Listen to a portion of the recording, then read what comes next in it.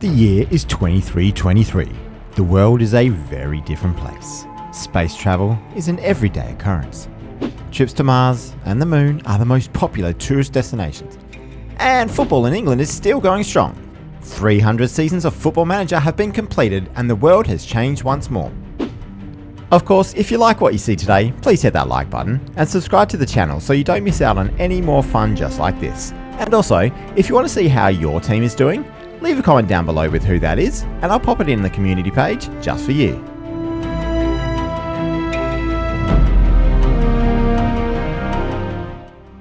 Starting in the Premier League, and Crystal Palace have won the league comfortably over Man City and Derby County 10 points behind. Chelsea and Colchester United make up the other Champions League places, and we can see Doncaster Rovers are an established mid-table team, with Reading back in the EPL as well. Preston and Stevenage survived relatively comfortably, but Stockport County, West Brom and Bolton are on their way down. Doing something a little differently this time, let's check out the players that are leading the league. Aidan Williams is the top scorer on 26 for Crystal Palace. They bought him for £40 million from Lincoln City this season, and that looks like an absolute steal for a guy who was a perfect advanced forward. Rafael Bravo doesn't look like he would be the greatest striker in the world, however scoring 25 goals in a season is a great achievement. Colchester purchased him from Crystal Palace a few seasons ago for £51 million and he is starting to play really well. The Doncaster Rovers main striker is another who doesn't look outstanding, however he has been fantastic for Donny since his £16.25 million move and is one of their most important players. But this next man, Varney Gerhardt, is an absolute legend of world football. For a short striker, this guy is amazing with those physicals, finishing, technique, composure, anticipation, and off the ball movement, all of elite quality. Crystal Palace purchased him for £39 million from Sunderland and he has become one of the best players in the world for the majority of his career. Checking the two men that led the league for the player of the matches, and firstly is a Derby County legend, Mohamed Afosu. He has some incredible physicals at just 5'4", but where he shines the most is his assist work. As we can see, he has only had 2 seasons below double-figure assists for Derby County after they paid Newcastle £178 million for his services. And finally, Guillermo Piñatares from Man City is about as good a winger as you're likely to see in the game. His stats are perfectly suited to someone who sets up his teammates all day long and can finish for his own goals as well. Man City amazingly only paid £11 for him in 23-11 and he has become a club legend in the process. But the best 2 players in the world are both defenders in the Premier League. Milos Stevanovic may just be the best centre-back I have ever seen on FM. Look at those physicals and mentals all off the charts, with great heading, marking, passing and tackling as well. Stevanovic was born in Sweden and came through the QPR Youth Academy to be purchased for £96 million by the high-flying Derby County. And Callum Hughes is a wonderful fullback, playing for Colchester United, who came up through their youth academy. He has played so much football for the youth and is already a mainstay for England at 26. Just a quick sojourn to Barcelona to check out their incredible winger and striker, Sean Moore. Have a look at these phenomenal attributes for a 27-year-old who has scored 36 times for England as well. Barcelona paid Derby County a whopping £229 million for this incredible player, which is over £200 million of profit for the man who originally came through the Aston Villa Youth Academy before, amazingly, spending a season in the USA. Checking out the previous winners, and Man City have come back to be the most dominant side in recent history. However, the last 4 Premier Leagues have been split between Crystal Palace and Derby County. Doncaster Rovers have got themselves into a 3rd place finish a few times, but have not yet progressed further. Going further back, and Newcastle and West Ham United were the most dominant teams for long periods, with Leeds United and Cardiff City get themselves EPL trophies as well. Man City and Chelsea also get themselves some wins in this section. A little further back and we have more Newcastle dominance, with Cardiff City also having long spells of dominance.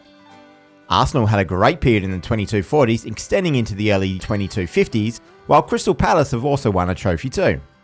And going back to where we left last time, Arsenal and Chelsea were winning trophies around a Cardiff City success. We see the last of the Wolves Premier Leagues in 22-34, who are one of the better sides in the 200-year recap. Moving down to the Championship, and we see Hull, Lincoln and Sheffield United moving up to the Premier League. This league is home to the likes of St Neots Town, Gateshead, Gloucester City and Dartford. But unfortunately, Yeovil Town are heading down to League One, along with Sunderland and Cambridge. League One sees some fantastic teams moving up to the Championship, with Wealdstone, Blyth Spartans and Sutton United all getting promoted. This league is home to Nottingham Forest, Aston Villa, Tottenham and now the struggling Wolves, who have really gone downhill since the last video. Fleetwood Town, Everton, Exeter and Spennymoor Town are sent down to League 2 this season. Liverpool will be trading places with their city rivals as they get promoted from League 2 alongside Witton Albion, Guiseley and Wigan Athletic. Sorry Liverpool, you just weren't quite as strong as Witton this season. Gillingham and Shrewsbury Town are sent out of the football leagues for next season. In the National League, AFC Fylde, who have previously spent time in the Championship in this save, are going up alongside Carlisle United. Here we see the likes of Peterborough, MK Dons and Sheffield Wednesday. Mansfield Town and Warrington Town are both promoted from the National League North, with Tranmere Rovers unable to make it through the playoffs. Former Premier League team Oldham are struggling in mid-table. And the winners of the National League South are Watford, who are going up alongside Maidenhead United. Thames United, who previously spent time in the Championship in this series as well, are staying in the 6th tier of English football. Checking out the lower leagues to find some big falls from grace, and Hartlepool are getting relegated into the 8th tier of football. Notts County, however, are going back up into the National Leagues by winning this Southern League Premier Central. In the same league, however, Wickham are relegated into the 8th tier. Cheltenham Town are being relegated into the 9th tier of English football by finishing last in the Isthmian League South Central Division. That is a hell of a mouthful.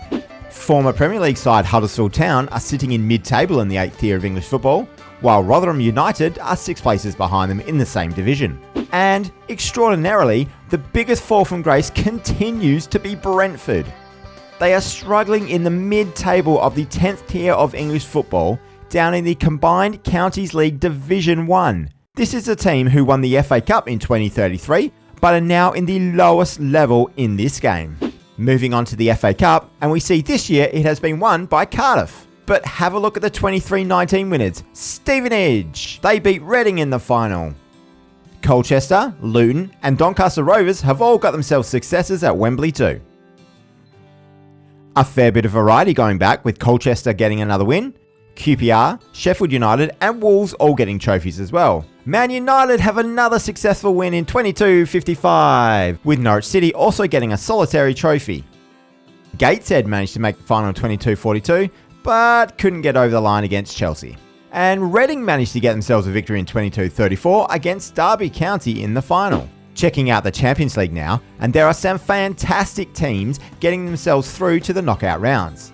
St Gallen from Switzerland, Mlada Boleslav from Czechia, and Botov Plovdiv from Bulgaria are all going straight through. Lincoln from Gibraltar was solid in mid-table, ahead of the likes of Derby County and Barcelona. Ludogorets and Lokomotiv Plovdiv also progressed through to make 3 Bulgarian teams making it out of the league phase. Brand from Norway got through as well, and we'll be seeing more of them shortly. If we go to the latter stages of the tournament, we can see Benfica beating Real Madrid, St Gallen over Man City, Crystal Palace over Atletico, and Derby County defeating Lincoln from Gibraltar. Benfica just sneaked past the Swiss side St Gallen, while Derby County beat their English rivals Crystal Palace to make the final. And at the wonderfully named Fabian Dick Stadium, Mohamed Afosu scored a nice 69th minute winner to win the Champions League for Derby. I couldn't have scripted that any better. As an aside, Fabian Dick is a Chelsea legend who won both the Premier League and Champions League 4 times in the 2070s and 2080s after being bought from Leipzig for £201 million. Taking in the previous winners of the Champions League now, and we can see a lot of English and Spanish victories, with Crystal Palace getting over Lincoln from Gibraltar in last year's final. But some really surprising wins came from Valur from Iceland, getting 3 here, and Brand from Norway getting 4. Going further back, and we see the first of Brand's 5 trophies, with a lot more English and Spanish victories. Sheffield United lifting the trophy being a major highlight. Villarreal had a long period of dominance with 6 wins in 8 seasons, only broken up by Cardiff City. HJK from Finland and SK Sturm from Austria reaching finals were fantastic achievements. And going back to where we left off, and we see Napoli, PSG, Atletico Madrid and Crystal Palace getting single trophies, while multiple trophies were won by Barcelona, Arsenal and Chelsea. The Europa League has some fantastic variety. There are probably too many to mention, but a couple that spring out are the Slovenian side Aluminij, Lan from Northern Ireland, both major Plovdiv teams getting victories, and ZTE from Hungary also securing a trophy. Lincoln adding to the European League cabinet is a fantastic achievement as well. Doncaster Rovers, QPR and Colchester all picked up Europa League trophies in this period, with IFK from Sweden, Winterthur from Switzerland, and Sepsi from Romania also getting victories. Preston North End, West Ham and Fulham are also European trophy holders here after picking up victories in this period. Celje from Slovenia, KR from Iceland and Levski from Bulgaria, also some fun teams getting trophies. A little further back and we see SJK from Finland and Molde from Norway also picking up Europa Leagues. If we have a look at the coefficients, amazingly Bulgaria become the 3rd best league in Europe. Romania have moved into the top 10, being ahead of Germany. Scotland and the Netherlands have both had large falls, but it's not as bad as the drop in places Austria has had. Belarus have been champions on 3 occasions in the World Cup, with Ireland also picking up a couple. England have been the most successful time in this period, with Spain's previous dominance starting to wane. Heading over to the Euros, and Belarus are the most recent winners. Norway and Romania have both recently won trophies, but England's dominance hasn't been quite as strong recently, but they've still won plenty of times. And finally, just a quick recap of the most successful teams in England. Man City have taken back over with 84 top flight victories and 40 Champions League trophies as well. Chelsea have 1 less Premier League trophy, but have added 2 more Champions Leagues. And as usual, let's check on my Man United side to see the hundreds of trophies they have won in this series so far. And they haven't won a single Champions League or Premier League in 300 years of English football. Thank you everyone for watching today. On the screen now will be my 200 years into the future recap. And of course, if you don't want to miss any more like this, hit that subscribe button. That will really help me out. Thank you everyone, and you have yourself a wonderful day.